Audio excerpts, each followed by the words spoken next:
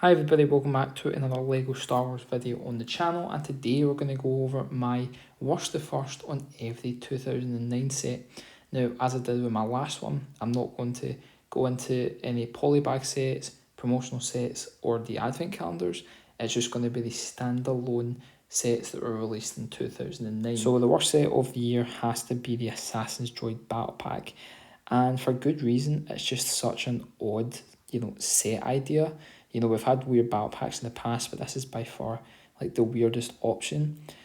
Assassin's droids, you never see them in mass. You don't see them very often in the Clone Wars anyways.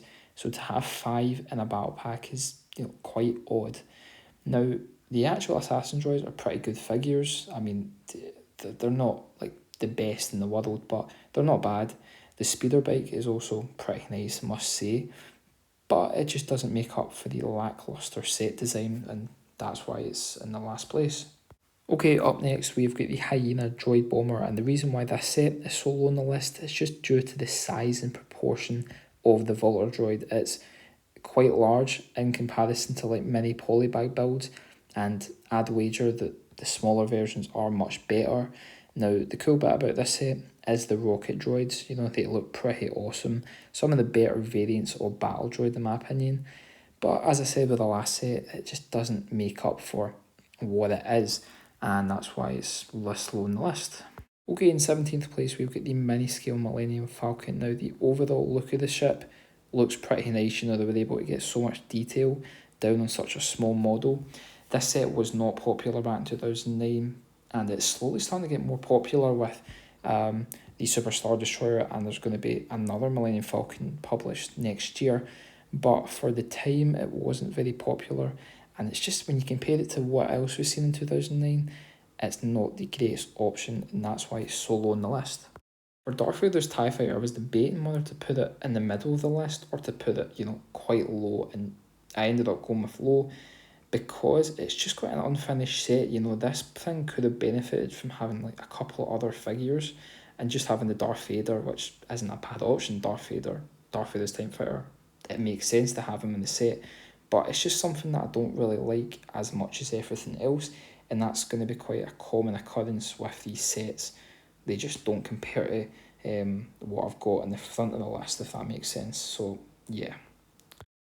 So next up we've got the Pirate Tank, and the reason why this one's so low on the list is not because it has Hondo. That's one of the main reasons why I put it higher than the previous ones, but it just, to me, it looks like a big brown ship. I was going to say the other word, you know what I'm talking about, but yeah, that's literally what it looks like, and it's just not appealing. It wasn't seen much in the Clone Wars.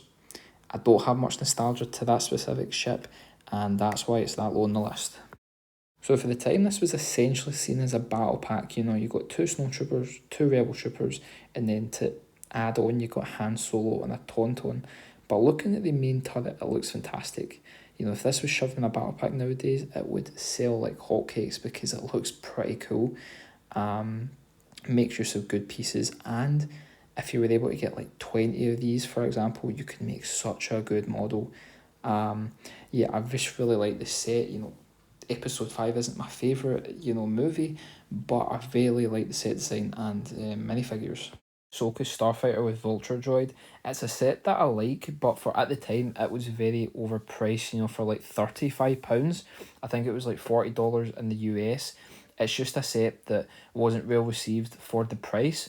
But for the inclusions in the set, I think it's pretty nice. You get a very nice sized Vulture Droid, which is definitely the most appealing factor in my opinion. The Starship is basically like a recolor of the Anakin one, which is, quite odd, but there wasn't really much to change apart from the colour.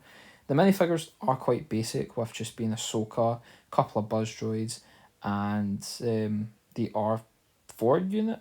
I'm not sure what her droid is, I think it's R3, but yeah, pretty nice colour scheme. Other than that, it's just not the greatest set of the year, and hence the reason why it's on that kind of level of the list.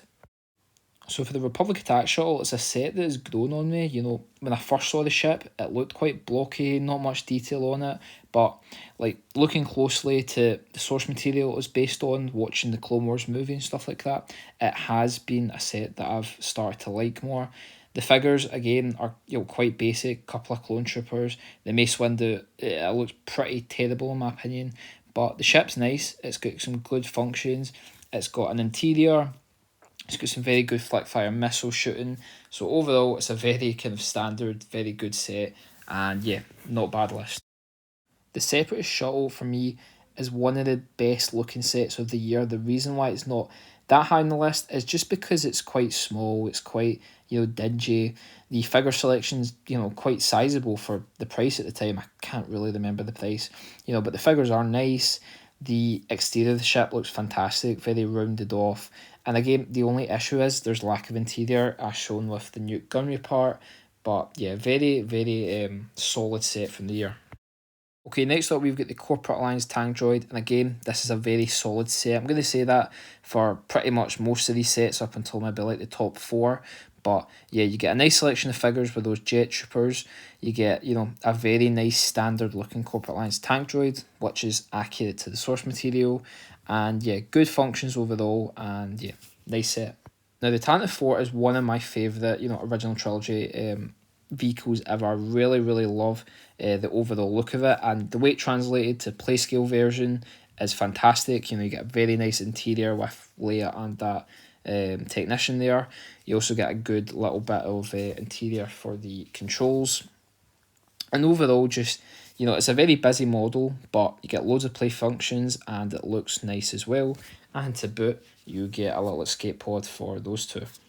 So for the Count Dooku Solar Sailor, this is a set that gets so much flack for no reason, and most people just blame it for the fact it doesn't have sails.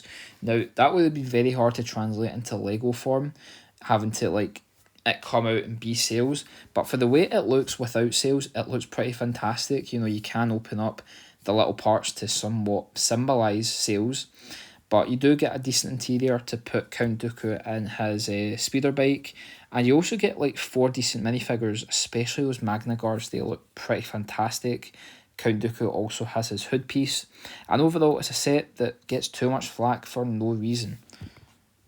So for the Home 1 Mon Calamari Star Cruiser, this was a fan voted set from 2009, and it looks pretty incredible. They were able to get the landing bay for the A-Wing, plus the little cool control panel you see in the movie, and overall it's just a very nice collector set which just looks incredible. So getting closer to number 1, we've got Anakin's Y-Wing Starfighter, and apart from the minifigure selection being quite dry, with just Anakin, Ahsoka and R2-D2, the Y-Wing looks incredible. It's one of the nicest looking Republic ships I've ever seen. I might say that for a lot, but wow, it looks nice. Just very rounded off, nice colour scheme, and overall just a very solid set. Now, this set by far has to win the best value set of the year. It looks pretty incredible. For £85, the amount of play features they were able to pack in a play set is fantastic. You get a good selection of minifigures. The AT-ST looks like it's beyond its time. It just looks very refined. And, you get a small bit of interior, but, just for what extra you get packed into it, it looks pretty nice. Okay, another fantastic set is the Clone Walker Battle Pack. Such a classic, and I didn't collect Lego Star Wars in 2009, but even I saw this set when it was in stores, and you get a perfect figure selection. You get a commander, which can double as an extra clone trooper. You get a clone gunner, and you get a very massive speeder, and overall it's just such a classic set and loved by everyone. Okay, I know M&R are probably crying at my decision of the number 3 spot, but in my opinion, the Venator looks pretty incredible. Now, I know it is fat compared to what you see in the source material. It is generally a flatter, skinnier model, but I just love the nostalgia for this one. Again, I didn't collect it, but I did see it in stores, and it's just packed full of interior. First thing, you get the office, which can flap out and get a nice sizable bit of interior. You get the guns for the clone gunner. You also get an escape pod for whoever wants to escape, and you get a very nice selection of minifigures with Palpatine, a couple of Senate guards, clone gunner, and a clone pilot. Could have been more figures in the set, but the figure selection, just very cool, and that Palpatine is definitely one of the best from 2009. Okay, in the number 2 spot, we've got the Republic dropship with AT-OT. Now, my original opinion on this set was it is very overrated. A lot of people talking about it, but, having a deeper dive into the detail of this set, I can quite understand why people like it so much. It just looks pretty incredible. It's definitely ahead of its time for 2009. And the sad thing about it is it's probably never going to be seen in LEGO again. And that's quite a sad thing. The figure selection does leave a little bit more to be desired. Just having 6 regular clone troopers and 2 pilots. Not bad selection, but there could have been more given that there were 16 seats. The 2 ships can combine with each other, which is the whole point of them. And the dropship can also attach to the ATTE from 2008. So that's quite a cool Easter egg, which I mentioned to you. But overall, it's just a very good set, and it is very expensive in the aftermarket. So my number 1 spot, it easily has to go to the AAT, or better known as the Armoured Assault Tank. And for good reason. It's just jam-packed with everything. As I said with like other sets, maybe I didn't, but there was just some flaws to other sets, either being overrated or missing detail or missing figures. But this set literally is perfect. You get 3 super battle droids with rocket arms, 2 regular battle droids, and then to oppose that you get a clone trooper and Yoda. So, a pretty equal figure selection. And then the overall look of the thing, the scale is fantastic, compared to the recent AATs we've seen. This one kind of just hulks it. It's just such a decent scale. They didn't inaccurately oppose the cannon pieces. And overall, I love the colour scheme of the Clone Wars theme. And great reason to be number 1 on my list. But yeah, fantastic set. If you were able to make it through the whole of the video, please let me know in the comments what your favourite set of 2009 was and why. I would love to see how varied everyone else's lists are.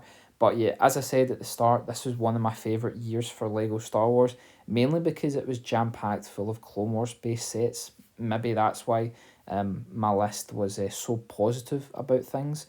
But yeah, overall, hope you enjoyed, and I'll be back with more videos to come. See you later.